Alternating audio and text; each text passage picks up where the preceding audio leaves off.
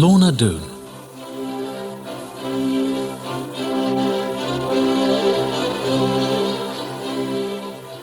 The End of School Days. My name is John Ridd.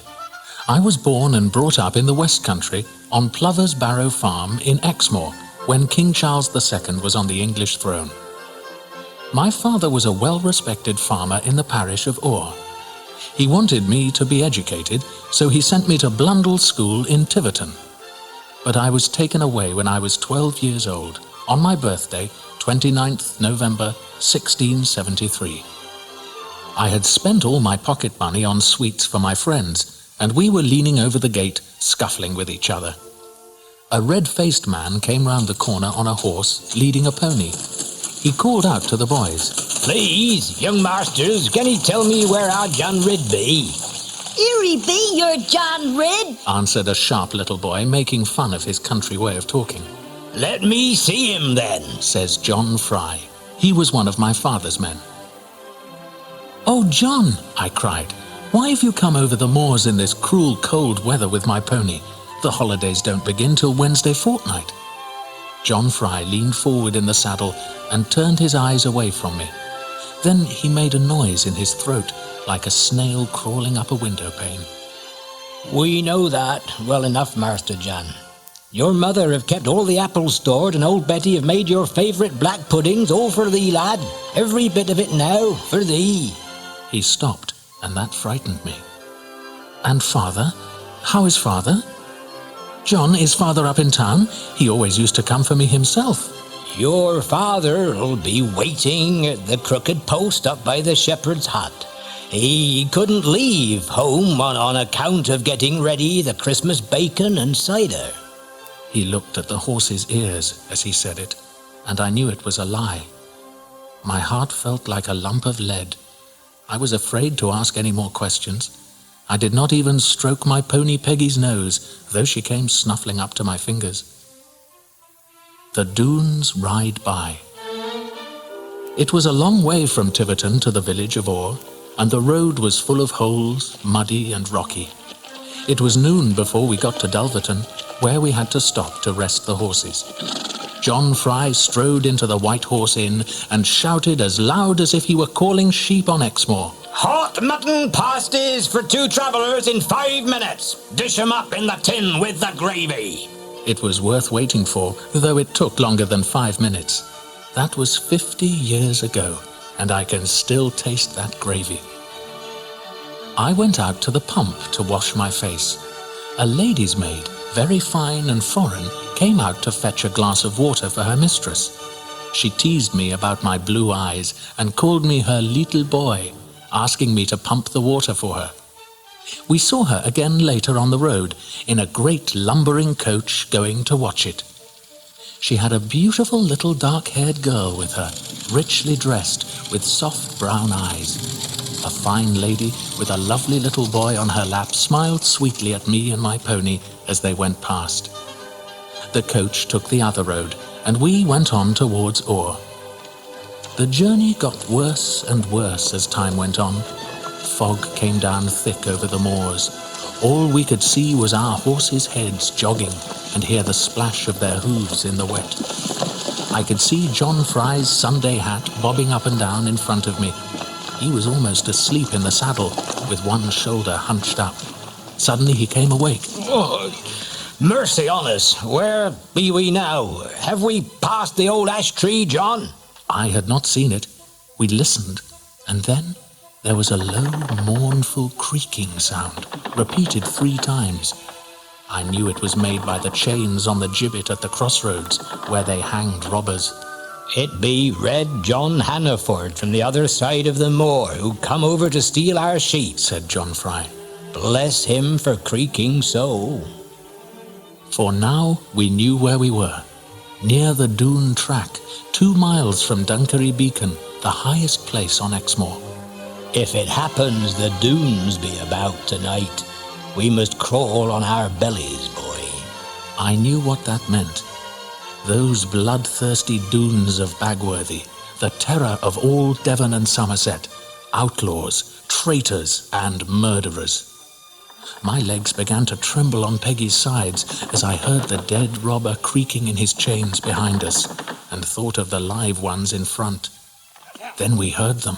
Horses' hooves on the splashy ground, grunts of weary men, the noise of stirrups and clash of iron, the blowing from horses' hairy nostrils.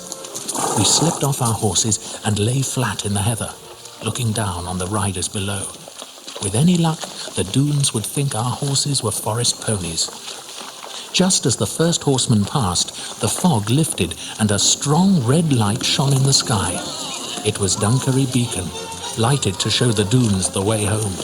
It was a wild sight, flame and smoke streaming up, twisting into the sky. In the rocky glen below, the red glow showed up the horsemen.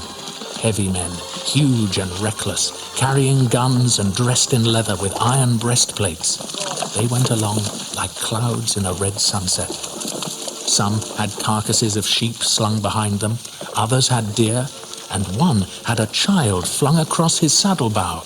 Dead or alive, I could not tell, but I caught a glimpse of dark hair and a bright dress glittering with jewels. I forgot the danger and shouted down to them in anger, but they thought I was a moorland pixie and laughed and rode on. My father never came to meet us at the shepherd's hut, or the crooked post, or even at home. But my mother and sisters came out weeping. The Doones had killed my father on his way back from market. The other farmers with him had given up their money without a struggle, but my father stood up to the Doones. His horse came home without him, and next day his body was found on the moors. The Doone Valley. My father was buried, and so my mother was left a widow, with 3 fatherless children to bring up. In her grief and anger, she put a brown hood on her head, a black shawl round her shoulders, and, without a word to anybody, set off for the Doone Gate. This was not really a gate, but the entrance to a dark tunnel. When she came out of it, she stood at the end of a deep green valley, a perfect oval carved out of the mountains. Tall cliffs of rock surrounded it on all sides, and a little river ran down the middle. There were 14 rough houses built of stone. One bigger one at the end belonged to the captain of the Doones. It all looked very peaceful and innocent, but this was where the murderers lived. My mother was trembling. She was only a farmer's wife, and the Doones were people of high birth. But she thought of her dead husband and went on to speak to the captain. A tall, white-haired old man, Sir Ensor Doone, came up to meet her, with a billhook in his hand and hedging gloves on. But he was no common man, she could tell from his voice and manner. She burst into tears as she told him what had happened to her husband. Sir Ensor frowned. "This is a serious matter, madam. Send Counsellor to me," he commanded. Counsellor Doone was a square-built man of enormous strength. He had a long grey beard and great eyebrows overhanging his face like ivy on an oak. Sir Ensor told him what my mother had said. Counsellor was unmoved by the sad tale. He said John Ridd had attacked the Doones first and tried to rob them. Carver, Counsellor's son, had fired the fatal shot, only meaning to scare the robber away. My mother was so amazed at this lying tale she could say nothing. Sir Ensor even suggested John Ridd had been drunk. As she stumbled away, drying her tears, someone came after her with a heavy bag of money. "Captain sends you this," he whispered. "Take it to the little ones." But my mother let it fall as if it had stung her. She did not want the Doones' pity, nor their gold.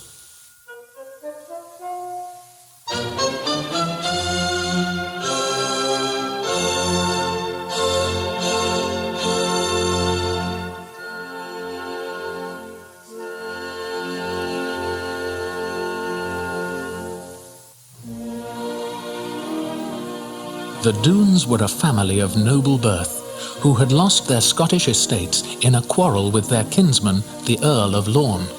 Sir Ensor had offended Charles I and escaped justice to live in this remote valley with his family. They raided the farms and villages for cattle and crops, and stole the farmers' daughters for wives. They were all huge men.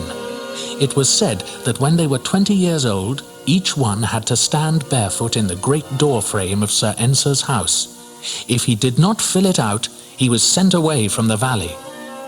By the time I was 20, I could have carried that door frame away on my shoulders.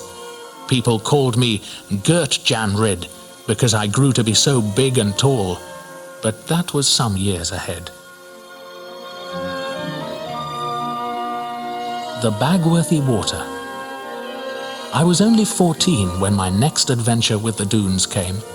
I had set out one cold February morning to catch fish from the brook for my mother's supper. I slung my shoes round my neck and rolled up my knee breeches, going barefoot in the icy water. I had a 3-pronged fork to spear the grey-spotted transparent fish as they darted among the pebbles or flipped into the shelter of the rocks. I had gone about 2 miles upstream and stopped to eat some brown bread and cold bacon. My legs were so cold I had to scrub them with stinging nettles to get some warmth back into them. Then I came upon another stream, running into our brook. It was wider and stronger, and came down from the Dune Valley. This was the Bagworthy Water, and even grown men were afraid to go up it. But I had not caught enough fish, so I went on, under the overhanging branches, in and out of the deep, dark pools by the bank. It was very silent, broken only by the cry of a startled bird. Then I came upon a gap in the bushes, and a great black whirlpool with foaming froth round its edges. A steep waterfall came roaring down into it from high up in the steep cliffs above. It slid down, smooth as glass. There was only a narrow ledge on each side, like a staircase with no rails. I wanted to know what was at the top of it. I started to climb up the side, and was nearly carried away by the rush of green water. Luckily, my fork stuck in a crack of the rock and saved me. Half drowned, I scrambled on. It was slimy underfoot, but I struggled to the top of the cliff and toppled over it, tired out, into fresh air and sunshine. A boy and a girl. When I came to myself, a little girl was kneeling at my side, rubbing my forehead with a handkerchief. She looked down at me with great big dark eyes. I sat up and stared at her. What is your name? And how did you come here?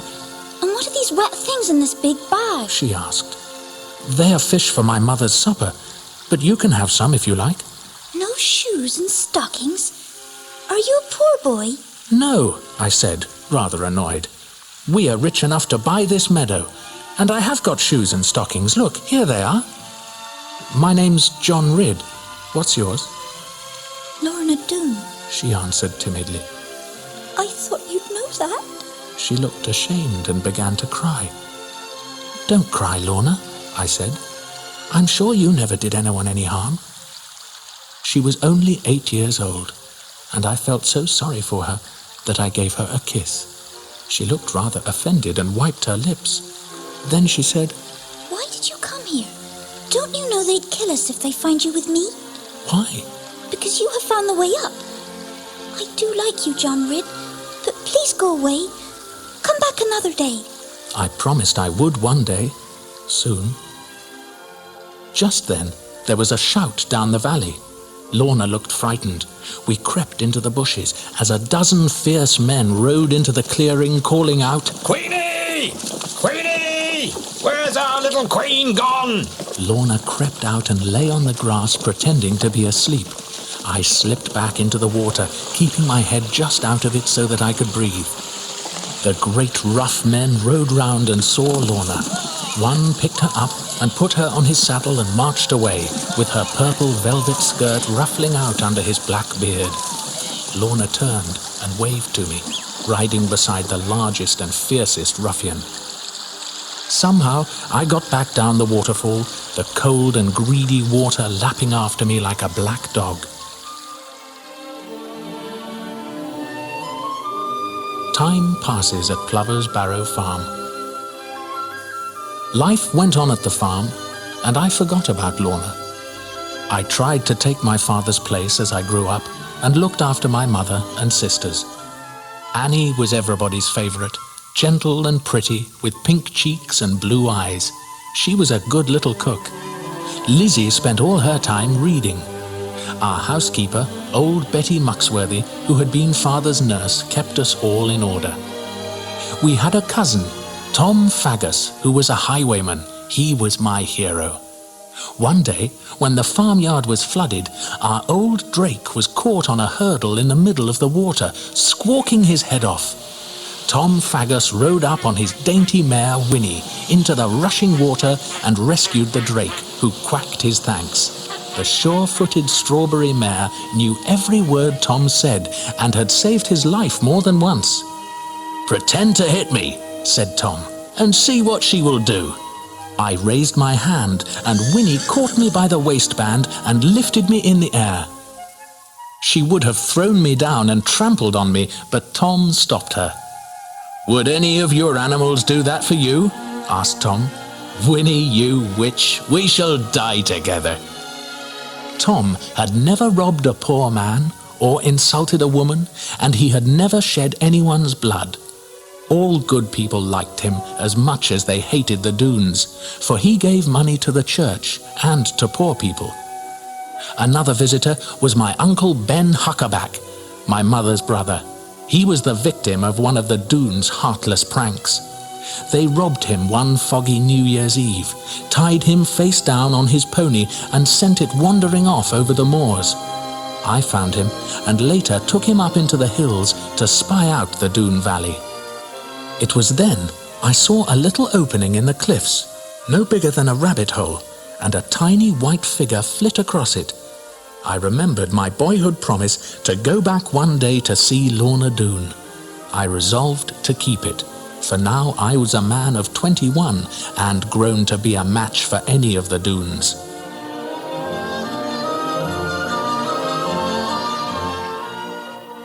The return to the waterfall.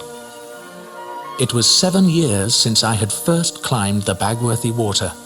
The stream, which had been up to my knees, only reached my ankles now, but the great black whirlpool and the rocky slide were still forbidding. I climbed with some labor to the top. There I saw a lovely sight. Lorna was coming along the side of the stream among the primroses.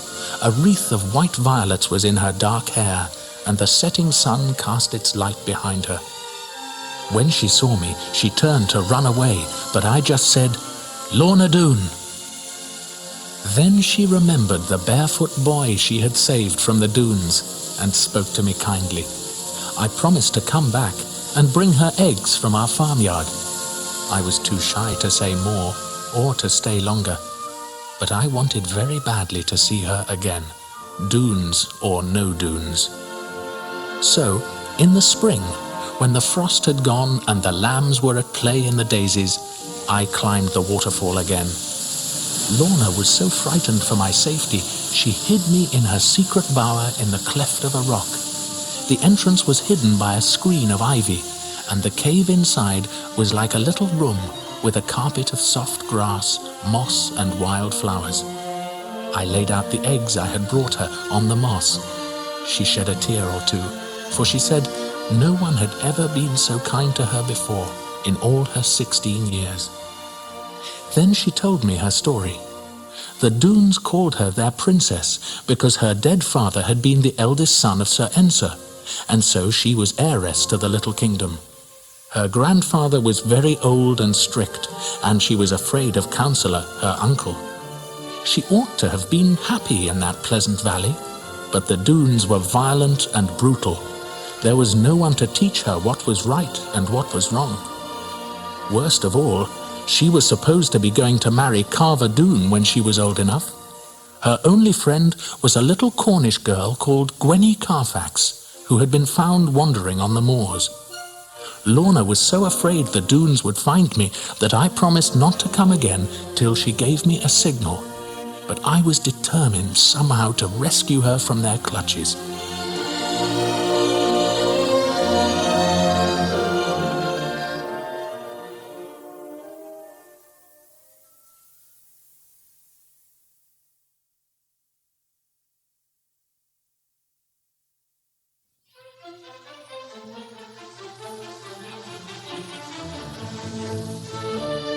trouble in the West Country. When I returned home, I was called to London. Jeremy Stickles, the King's messenger, came to fetch me at the bidding of Charles II. There was rebellion in the West Country. Judge Jeffreys had been put in charge of finding out who were the King's enemies. He questioned me, but I knew nothing. All my friends were loyal, true subjects. I told him about the law-breaking Doones and put in a good word for Tom Faggus. Tom was seeking the King's pardon so that he could give up being a highwayman and marry my sister Annie. The judge took a liking to me, but decided I was too honest to make a good spy, so I was allowed to go home. Almost a year had passed, and I was very worried about Lorna, left alone in the Doone Valley. I went straight to the hilltop from which I could see Lorna's signal, a black cloth on a white stone. I went straight up to her. Where have you been? She cried. I am in such trouble. The young Doones had been quarrelling about who should marry her, and had been fighting each other. Sir Ensor and Councillor wanted her to promise to marry Carver to settle the matter. She was only 17, and he was 35. I had brought her a ring from London, a sapphire set in pearls. I told her how much I loved her and begged her to marry me. Oh, John, I like you very much, she said. But I don't love you yet. Keep your ring a little while longer. But she smiled so sweetly, it gave me hope that she might grow fond of me. I did not see Lorna again for 2 months. Meanwhile, there were rumours of secret meetings on the moors at night and stories of hidden weapons. Jeremy Stickles came down to spy out the land and brought troops with him. He warned me to keep on the right side of the law, on the King's side, against the rebels who supported the Duke of Monmouth. Then at last Lorna sent for me. She told me she loved me too and would keep my ring. She gave me one in exchange, a heavy old gold thing which had hung on the front of a glass necklace she had had as a child. I went home a happy man, but the next time I climbed the waterfall, there was no sign of Lorna anywhere. Lorna in danger. I decided the only way to find out what had happened was to get into the valley from the other end. I had to risk it. It was a long climb round the hills. I could not take a horse or show myself against the skyline in the moonlight. When I reached the tunnel, I was lucky. 2 sentries were squabbling over a game of cards, and one of them knocked over the lantern. I was able to slip by in the darkness. I kept in the shadow of the houses till I came to the biggest one, which I thought must be Sir Ensor's. There was a light in the window. I whispered Lorna's name, and after a while she came to the lattice window. You must be mad, John, she exclaimed in fright. What has happened? I asked. My poor grandfather is very ill, and Councillor and Carver are in charge. I dare not leave the house for fear they seize me, she replied. Little Gwenny came to the window too. He be bigger than any Doone, she marvelled. Now, missy, you go on courting, and I'll keep watch outside. Lorna and I fixed on a signal. You know the tree on the cliff that has 7 rooks' nests in it? She said. Gwenny can climb it. So if one day you see only 6, you will know I am in trouble. One day I looked up at the tree, and there were only 6 nests. I started off for the valley at once, but on my way, the short form of Gwenny Carfax came trotting out of the bushes to meet me. Old man be dying, she said, and mistress have told him all about thee. He wants to see thee. We set off for the valley and went straight to Sir Ensor's house. Nobody stood in our way.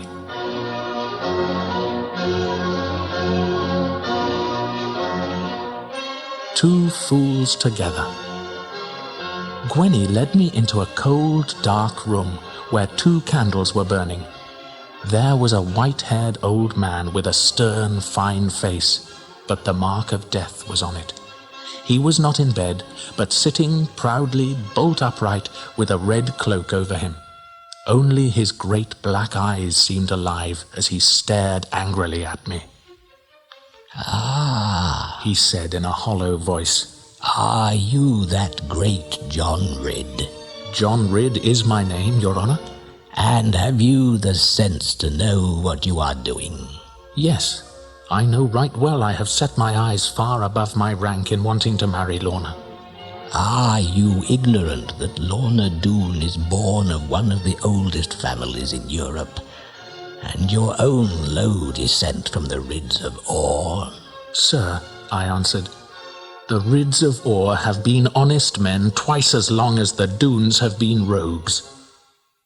The old man told me that the marriage was impossible, and sent me to fetch Lorna.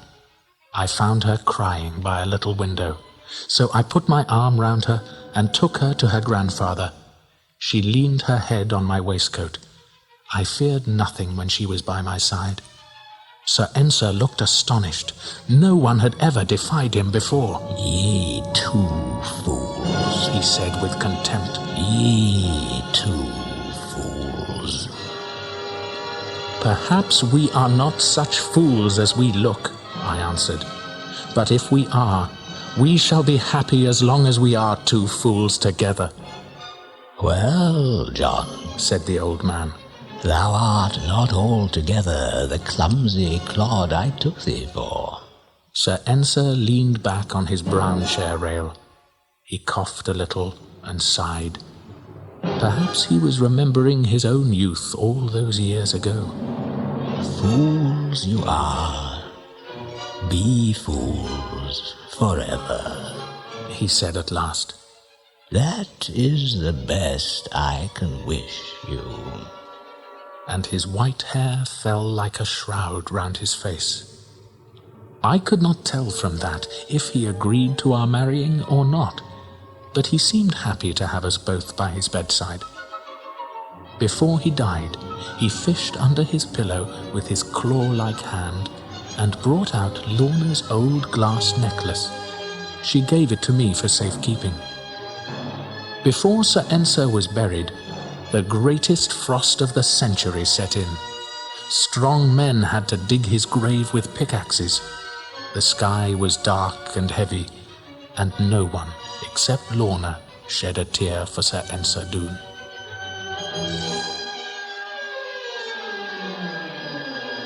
The Great Winter. That year, before I could rescue Lorna from the Dune Valley, winter set in. One morning I woke to find all the earth was flat with snow and the air thick with it. I made my way with difficulty to John Fry's cottage. We set out with pitchforks, shovels, ropes, and Watch, our sheepdog, to the great meadow where our sheep were. And lo and behold, there was no flock at all. Not a sheep to be seen anywhere, only a vast white sheet. In one corner of the field, the snow had drifted in a great white billow as high as a barn. There we heard a faint maa and dug away. The sheep were packed as closely under the snow as if they were in a great pie. Their warm breath had made a sort of arched room for them, lined with dirty yellow snow. However shall us get them home? Asked John Fry, for we could not drive them through the snowdrifts. Good dog, Watch, keep them in, I called out. Then I took the two heaviest, one under each arm, and carried them up to the farmyard. I fastened them in the sheep pen and went back for 2 more. 66 sheep I took home that way, all by myself. Folks still talk about it on Exmoor, but nobody but me knows what heavy work it was in all that snow and wind. Over the snow. At last some good came of my sister Lizzie's reading. She told me excitedly of a way she had read about to walk over the snow. She showed me pictures of snowshoes and sledges used in the Arctic. I made myself a pair of strong, light snowshoes with frames of ashwood woven with willow twig and covered with soft leather. The girls laughed at my clumsy efforts to walk on them. But at last, with practice, I managed, though it made my ankles sore and stiff. You may guess that I set out for Dune Valley as soon as I could. It was snowed under and looked like a great white pudding basin. When Gwenny opened the door at my signal, she gasped. Us be shut in here and starving. I wish thou weren't good to eat, young man. I could manage most of thee. Councillor Doone had shut his niece up without any food till she agreed to marry Carver. By good fortune, I had brought one of Annie's golden brown mince tarts, and I divided it up between the two girls. It was high time I fetched Lorna away to the safety of our farm.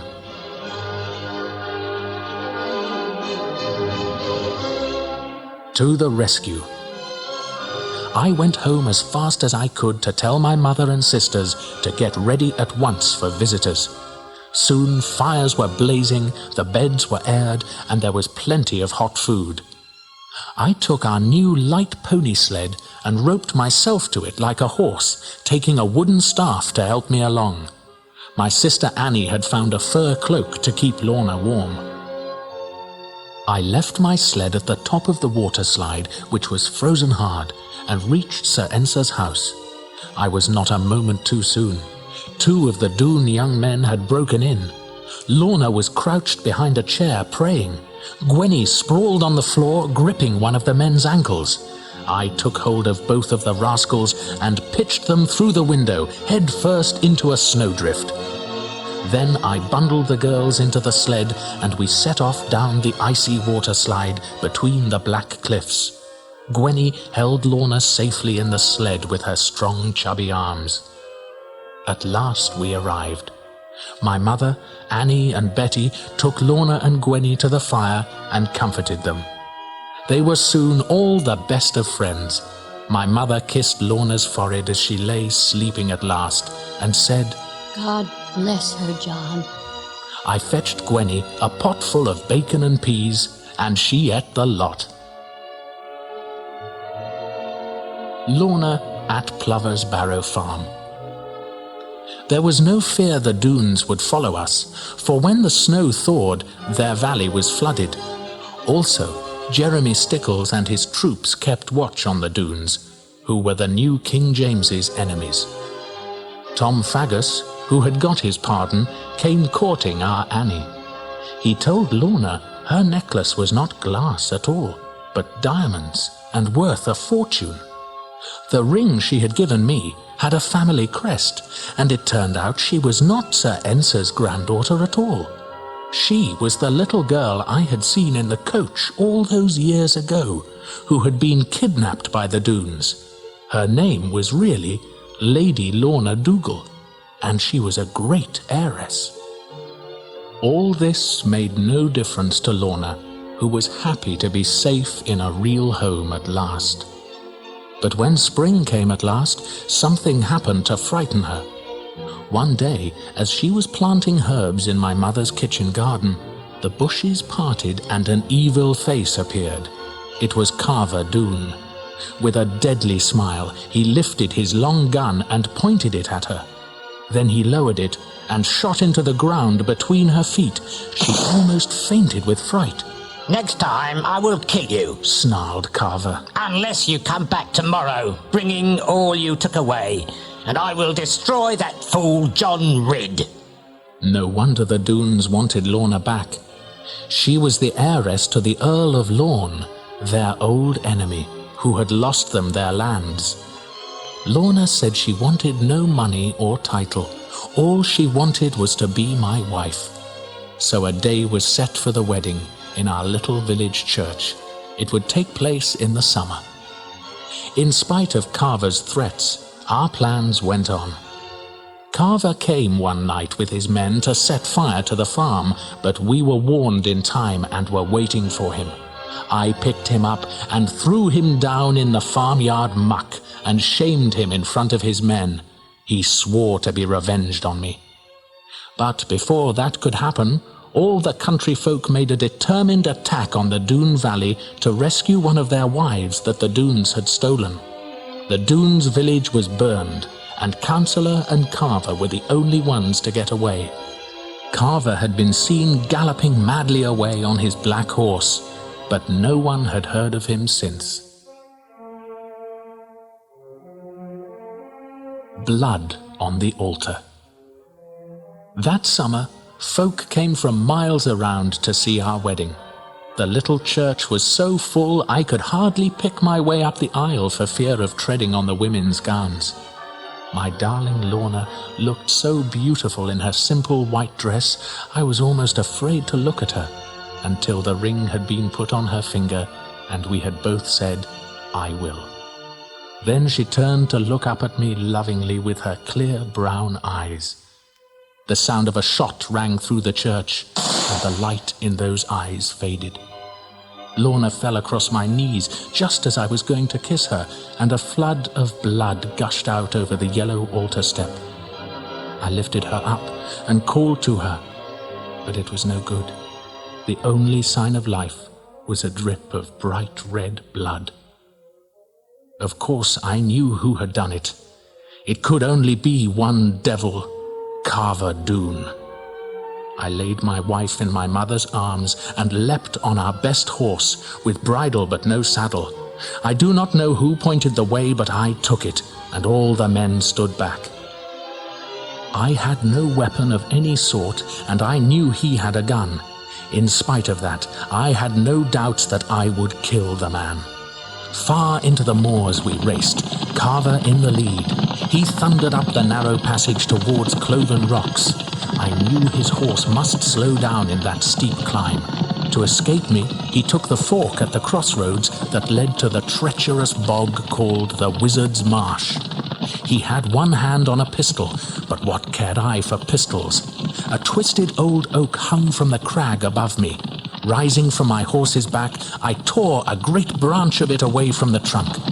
Carver Doone turned the corner suddenly and came to the black, bottomless bog.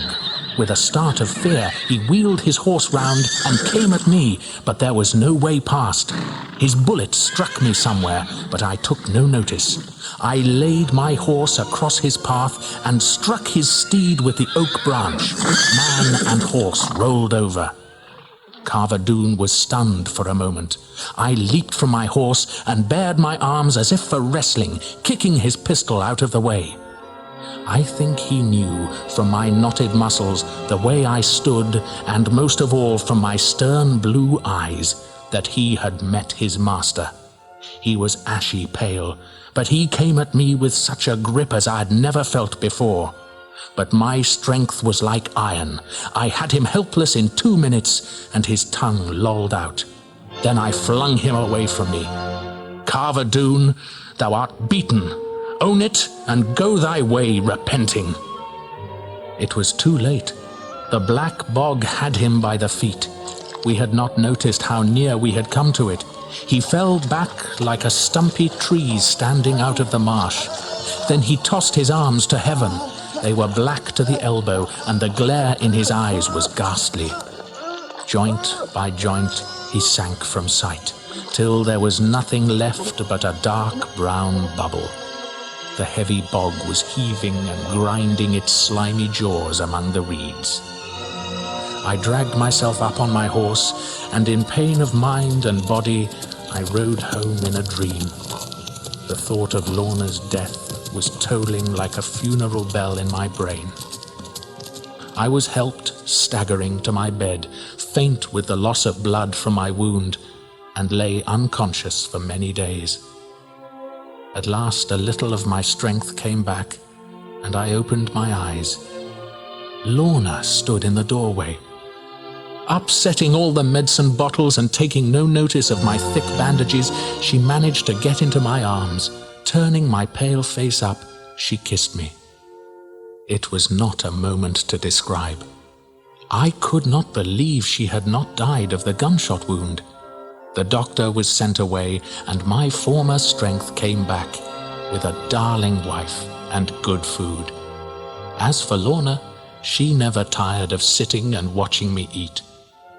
She never tires now of being with me.